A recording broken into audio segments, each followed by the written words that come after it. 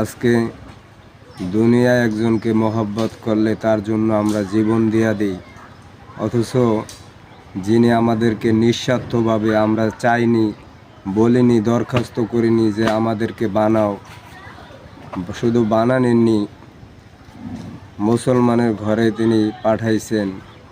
আল্লাহ রব্বুল আলমিনের শুকরিয়া যদি কিয়ামত পর্যন্ত আদায় করি, এই শুকরিয়া আদায় করা যাবে না।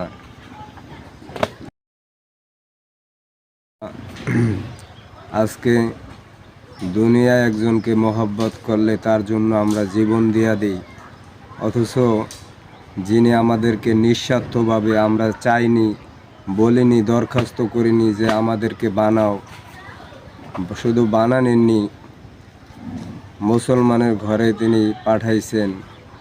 আল্লাহ রব্বুল আলমিনের শুকরিয়া যদি কিয়ামত পর্যন্ত আদায় করি, এই শুকরিয়া আদায় করা যাবে না।